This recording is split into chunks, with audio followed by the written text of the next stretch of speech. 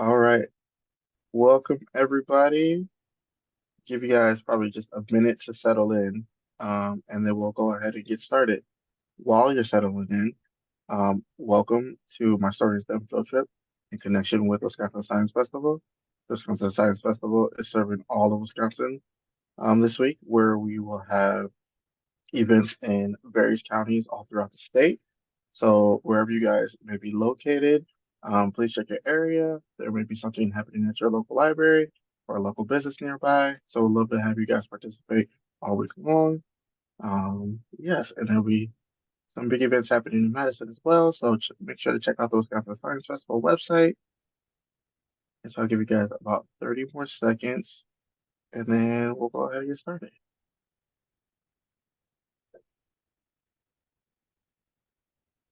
Also, throughout this field trip, there is the chat function in Zoom.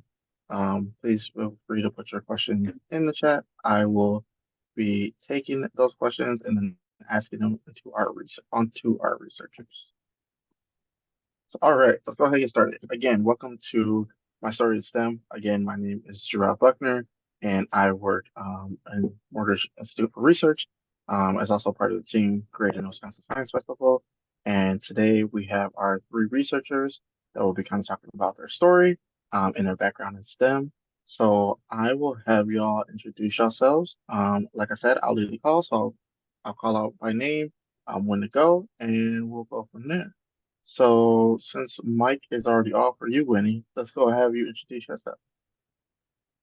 Hi, good morning. I am Winnie Kranja, and I am the CEO of Nakira's World. My science journey is I come to science from the lens of technology and so the T in STEM. And I learned how to code when I was in high school. So when I was a junior in high school, I learned how to build a website, and I just love that experience. I built that website out of around tennis, which is one of my favorite sports. And then when I went to college, I had all of these amazing opportunities that I sought out to connect computer programming and coding and data into the things that really mattered to me, which was making sure that our lives and the lives of people were continuing to thrive. And so I worked on various projects throughout the world focused on connecting data with humanitarian crisis. So think about when emergencies happen. Let's say, for example, there's a hurricane or a tornado or things like that. How do we ensure that we use technology to be able to identify where people may still be like trapped under rubble or different things? So I worked in that sort of space of technology. And so from there, I worked on various data projects in Kenya, in the Philippines. So learning how to code gave me opportunities to travel the world and to work on amazing projects, again, focused on humanitarian crisis and advancing the lives of folks throughout the world. And then I moved back to Madison. And when I was in Madison, I started a nonprofit teaching computer programming to 6th to 12th grade students. So I did that for about 8 years. And I took all of my learnings from there and said, how do I take this and make sure that I create something where teachers and young kids can be able to learn about STEM and get excited about STEM? And so my journey now led me to creating Nakira's World. And you might be asking, like, what is Nakira's World? So Nakira's World is a set of educational products, animation, and curriculum focused on teaching and like spurring curiosity in STEM. And what does that look like? Well, let me show you who Nakira and her friends are. So this is one of the puzzles that we have, and this is Nakira, and these are some of her friends.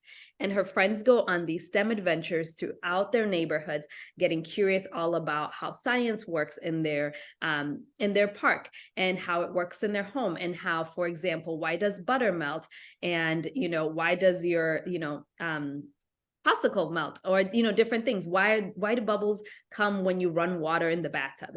Different things like that. So Nakira and her friends go on these adventures, and so that's what I do. So you can find Nakira and her friends on YouTube and things like that. But that's really where my STEM journey leads me, and that's or my science story. So that's me. Awesome. Thank you, Winnie. And then we'll move on to Kaylee. Good morning, everyone. My name's Kaylee. I'm originally from Southern Arizona, and that is where my tribe is currently. And I was first introduced to science through a high school summer program similar to Winnie. In high school, my dad told me you needed to apply for different things that I didn't think I was interested at the time. And so I did a summer research program through the university at my hometown. And there is when I started doing research. And so during that time, I was learning about fungus. And I had never worked in a lab or worked with microbes. And it was just really, it was a lot of fun to be able to culture a fungus and grow it and study it and understand how it's working on like a much smaller molecular level. And so from there, I started my interest in microbiology.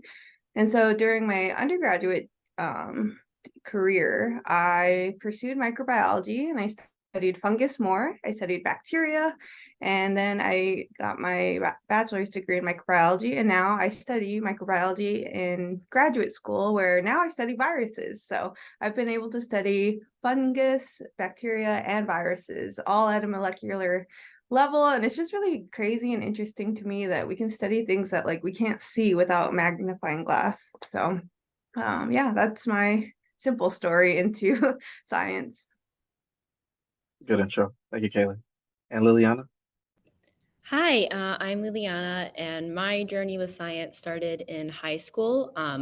I really didn't really fit in with science as I thought I didn't fit in with science in high school. I was more of a math person, but I had a really wonderful chemistry teacher who encouraged me to take physics because of my love of math, and I went with that and ended up absolutely loving it. So I went for my bachelor's in physics at the University of Rhode Island, where I'm from. I'm from Rhode Island. Um, and there I focused on medical physics, which is an area of physics that applies to medicine. You can look at diagnostic imaging like x rays and MRIs, or radiation therapy, which is my area. And so I got to look through the lens of physics into biology, medicine, and imaging, which was really interesting. And now I am getting my PhD at the University of Wisconsin in medical physics while doing research in head and neck cancer, which has been a really amazing journey to be able to combine physics and biology and kind of bridge the gap between those two fields in research. Thank you, ladies. Appreciate that. So again, folks that are on the call, whatever questions you may have, thoughts and ideas, please share them in the chat or the Q&A, and I'll be sure to get those to our researchers. But I'm gonna start us off with our first question. So y'all all basically not said the same thing, but you all tapped into science, or you knew you tapped into science in high school.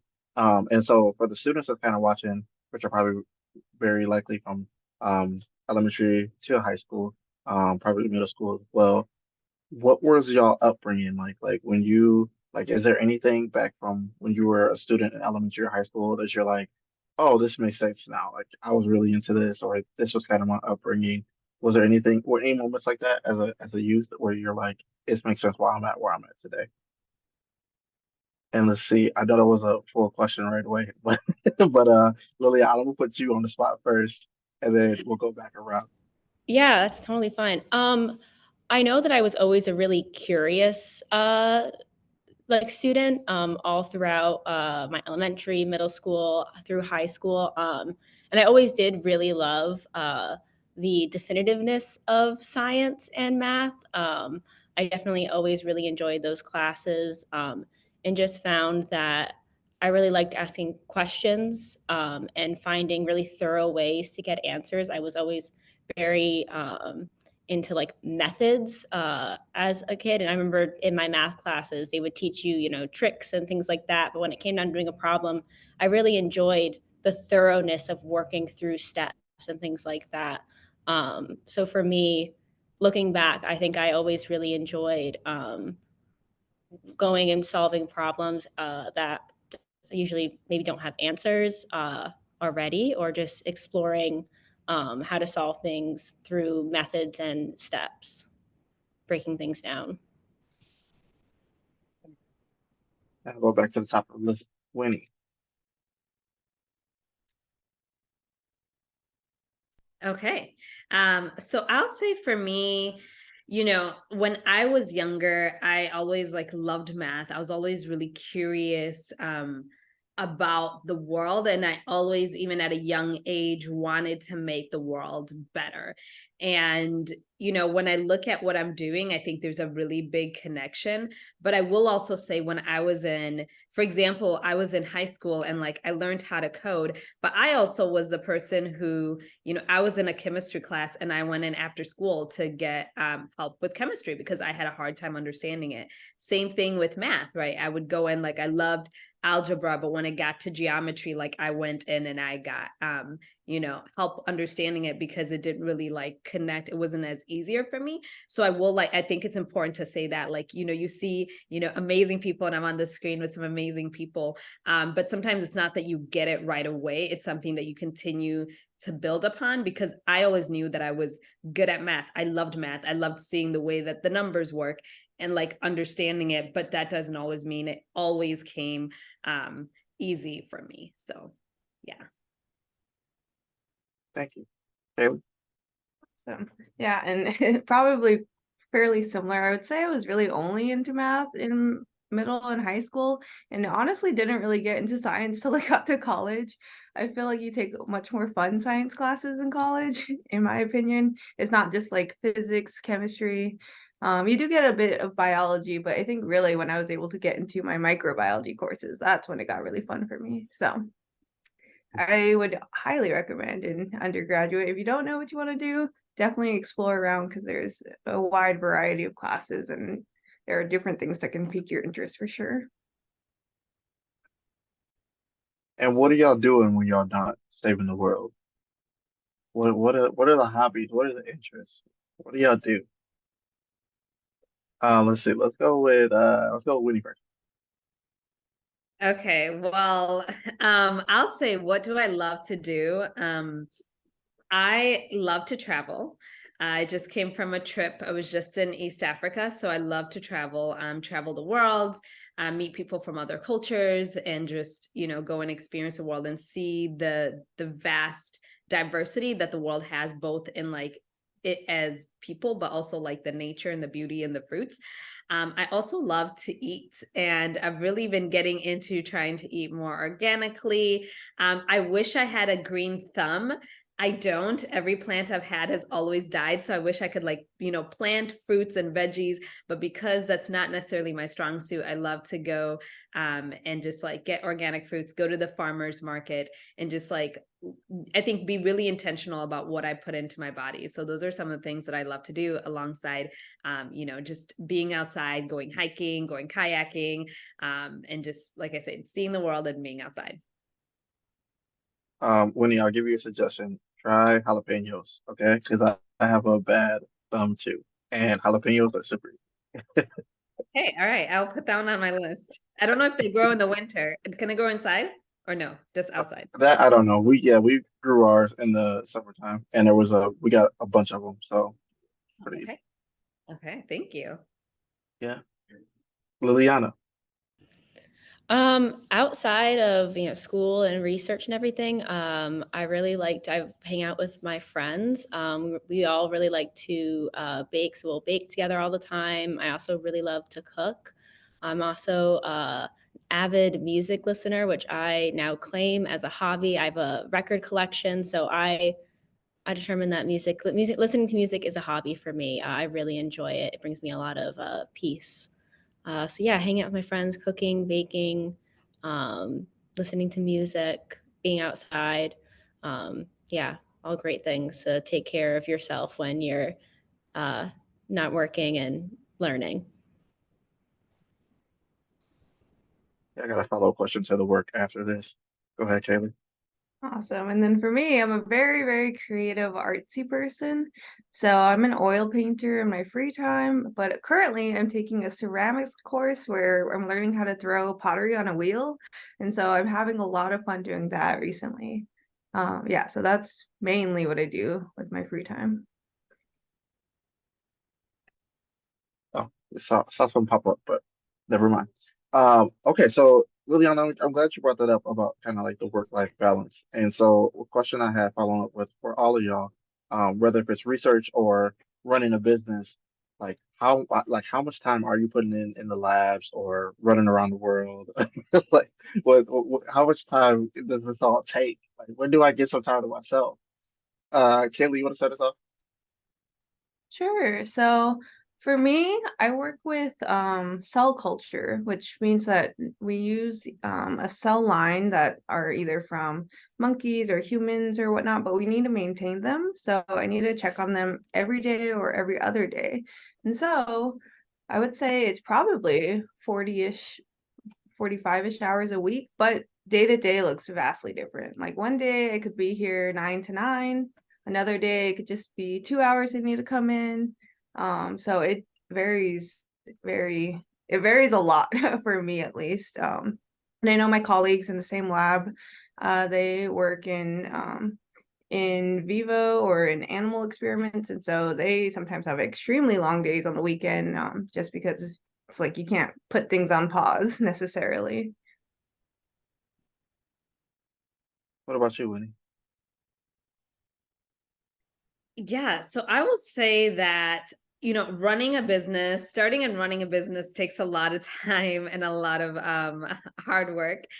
And so in the beginning, so I started Nakira's World about 2 years ago. And in the beginning, and even when I started the nonprofit, it was like a lot of work that I was putting in and a lot of time. And I think it was through the experience of actually like running the nonprofit that I realized that the culture around um like focusing personally for me, focusing so much on work is actually like not healthy for being a whole rounded person and for being the type of person that I wanted to be. And so when I started this new company, I knew one of the big things was a work life harmony, I call it. And so I spend probably now maybe about 40 hours or so working. But I think I've also realized that when I sit down and I work, I used to work where I would think about multiple things that I'm doing in the same time. And now when I sit down to do something, I sit down and I focus on that one thing. And so I time block. Like for example, I'll do meetings a certain time of day. I'll do my emails a certain time of day. And that means that I actually get a lot of work done quicker because I'm really intentional. And that means that I carve out my day differently. I also have the privilege where now, again, for my own work-life harmony, I get up and I take a walk every day. Before I start my day, I get up, I take a walk. And that means that I'm choosing me before I'm choosing like work and being productive into the world. And so those are kind of some of the ways in which I've been really intentional about that, and then also intentional about it and what that looks like for our team. So yeah. That was a bar. Choose me first. I'm using that later today. Liliana. I think that that's definitely something I'm still working on. So I'm a second year graduate student. So I have classes on top of a lab. And as Haley was talking about, I work with animal models. So those can take a lot of time if I have models that are growing. And so it vastly differs for me. I think right now with classes and research and things I'm trying to accomplish, I probably spend closer to like 50 hours a week doing things that are for my lab. But I'm also very lucky to be in a lab that encourages a work-life balance. My advisor, so the person who runs my lab, is a big proponent of mental health and taking care of yourself. We have a work hard, play hard kind of thing where we get our stuff done. But if I was here just kind of here at like 8 p.m. and not doing something, he would tell me to go home, or even if it was like 3 and I wasn't getting something done. It's something I'm working on, and yeah, changes within what part of your journey you're in science. So grad student versus employee and things like that. Liliana, kind of follow-up question. What made you choose University of Medicine? So for my program for medical physics, the University of Wisconsin-Madison's medical physics program is the largest in the world. So there's a lot of resources here for medical physics. And it's also one of the only programs that sits within a like more medical school. And so we're our own separate program, but we're within the School of Public Health and Medicine, which means that I have a lot more relations to clinic and medicine in general versus some other programs are housed within physics, which kind of take me away from that side, especially considering my research is usually very highly translational to clinic and more cancer biology focused. So it was just the right fit for me. So it wasn't the beautiful weather. Um, it wasn't too bad when I visited in December in February last year or 2 years ago when I was looking. Hasn't been that much worse in Rhode Island. We get winters there, That's how colder, they but get you. not too much. Yeah. I have a question. So I was never really good at STEM. Do you guys have any advice for those students who are not very STEM orientated, or who struggle in STEM? What worked for you guys when you guys were growing up, or how did you guys overcome, being intimidated by, which I assume it wasn't an issue for you, but there are a lot of us who struggle in it. So if you guys have any advice, Winnie, do you want to start us off? Okay, Felipe, I was hoping that that wouldn't be called on to go first. Because I was waiting to hear the advice that everybody else. I'm sorry. You know what? You should put yourself first, and I'll move on to someone else. If you want, I Liliana, do you want to go first? Yeah, I can start. I wasn't always great with all STEM. I was really into math when I was younger, and I was okay at other like areas of science. But there were like I remember I took like an honors algebra 2 class in high school. And because of the way that my brain worked, very break it down wise, I had a really hard time keeping up with the pace of that. And I had to learn that that was okay. I went to the teacher after class, worked with other people with other people in my class to learn. I decided to take the non-honors the next year for my next course, just because the pace worked a little bit better for me. And I was still did fine in my journey to transitioning to an undergraduate degree in physics, which is very heavily math focused. So not everyone learns at the same pace, which is okay, but finding resources within your school when you're in like a high school, middle school student, for the most part, I have always had teachers that were really eager to help and provide any help they needed. There's usually services that can help out. I know in my undergraduate degree, there were a lot of like tutoring services within the school or like TAs for classes that were always willing to help. So there's always resources. And just because you like echoing what Winnie said earlier, just because you don't get it the first time does not mean that you don't have the ability to learn it. People always, when you say that you're studying something in STEM, people are always like, oh, you're so smart. And I always say, that's the goal. I'm here to learn. And just because I don't get it the first time doesn't mean that I'm not going to learn it. So you're here in school to learn. So if you don't get it the first time, just talk to your teachers. They want you to learn it. Another bar. That was such a great answer. Oh my God. Felipe, who you selecting first or selecting next? I'm not used to this power. Kaylee, do you want to go next?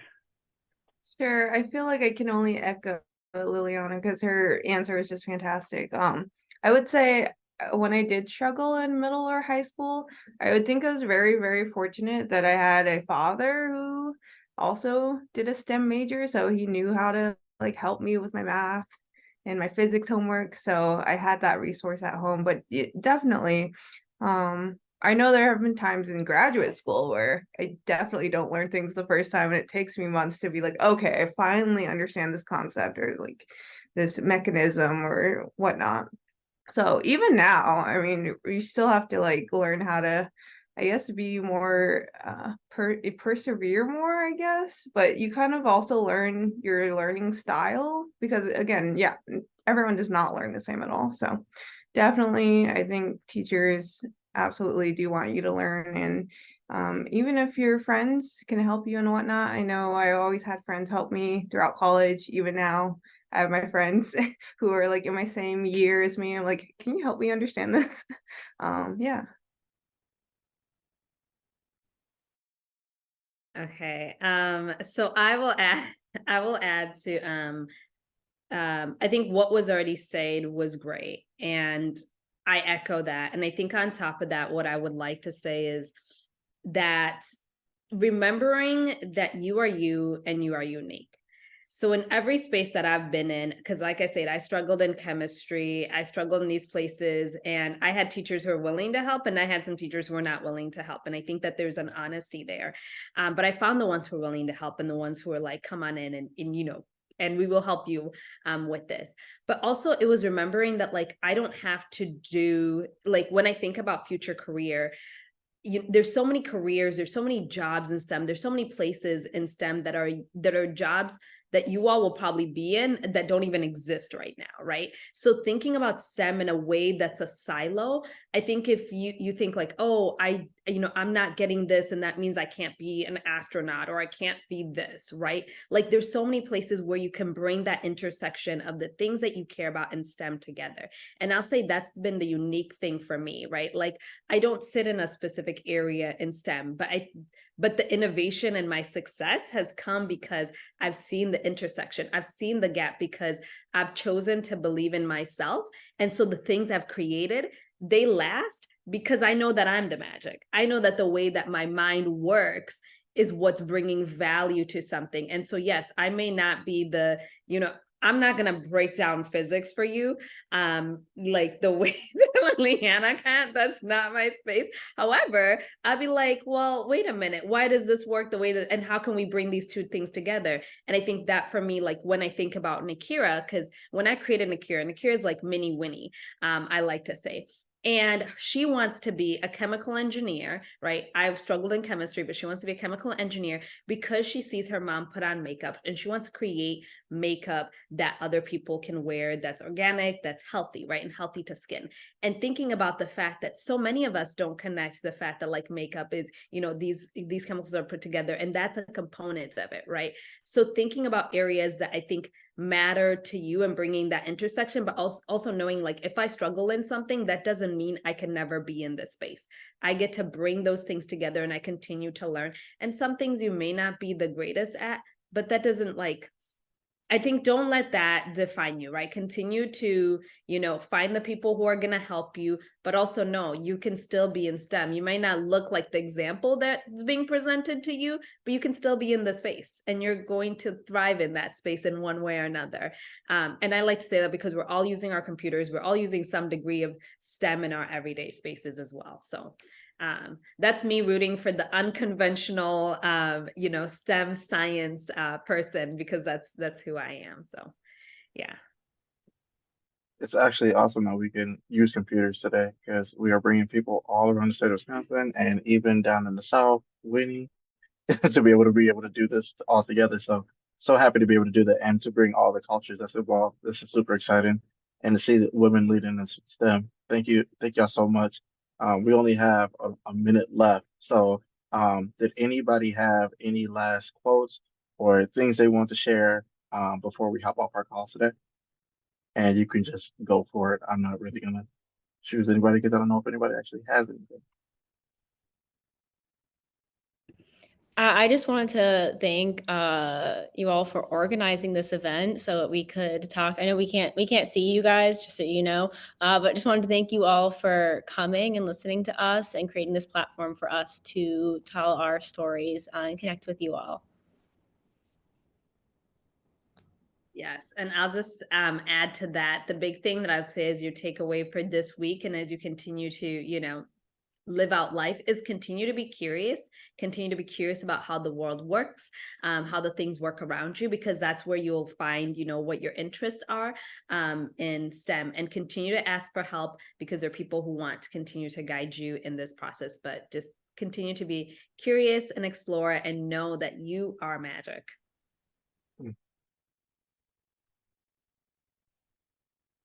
All right. Well, thank y'all again. We are at time, so I want to be respectful of everybody's time. Again, Wisconsin Science Festival is happening all week long. Thank you for joining us in my story and STEM field trip. Please check out the website to learn more about what's going on around the state of Wisconsin. Thank you, everybody.